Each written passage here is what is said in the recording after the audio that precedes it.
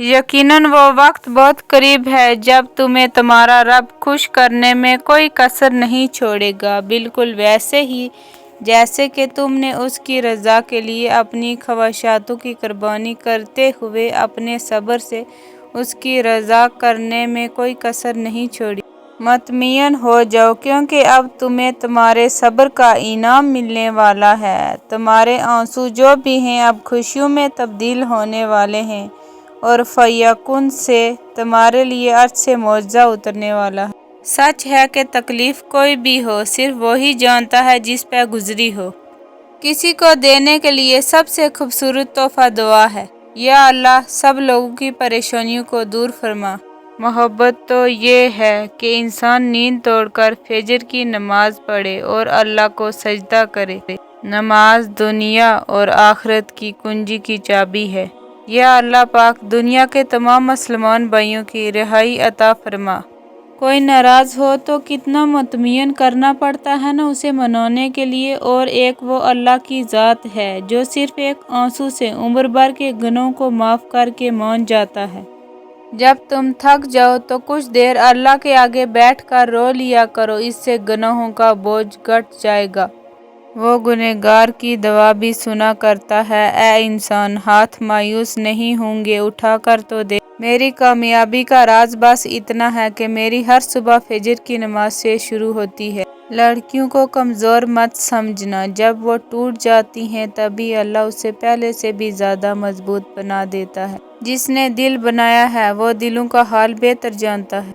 जब हम माफ़ी मांगते हैं तो वो बख्श देता है, ये नहीं पूछता कि क्या, क्यों और किस लिए किया था। यही तो फ़र्क है रब की माफ़ करने में और इंसान के माफ़ करने में।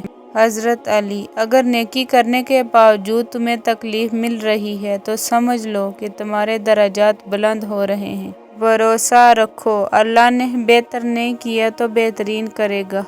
दवा के 3 पहलू होते हैं, या तो कबूल होती है, या आखिरत के लिए जमा की जाती है, या मुसीबत को टाल देती है मगर रद्द नहीं होती। अजीब है ना ये ज़िंदगी, इंसान रोता हुआ आता है और रुला कर चला जाता है।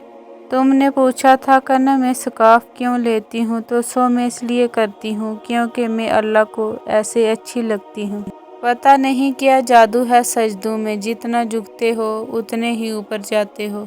अल्लाह तुम्हारी तौबा से इतना खुश होता है जितना तुम अपनी गुमशुदा चीज़ के मिलने से खुश होते हो। मुश्किल अपना हल साथ लेकर आती है। बंदे को अल्लाह पर भरोसा होना चाहिए। जिसने नमाज को थाम लिया उसने कामयाबी को थाम लिया।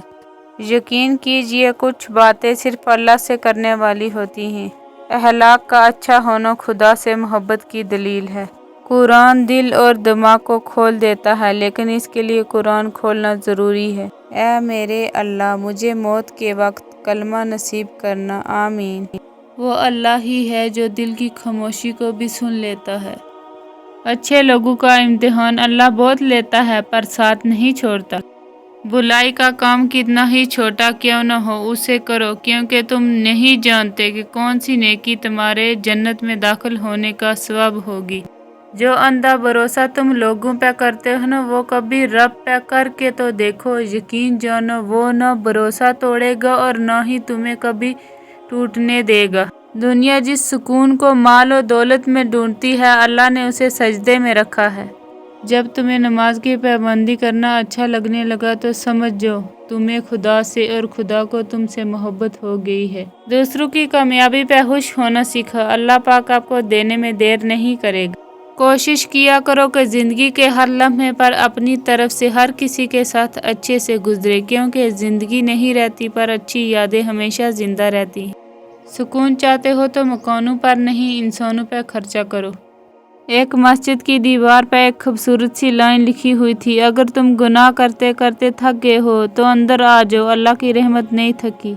जो इंसान ये समझता है कि अल्लाह जो भी करता है वो हमारे लिए बेहतर होता है, तो वो कमाल का ईमान रखता है।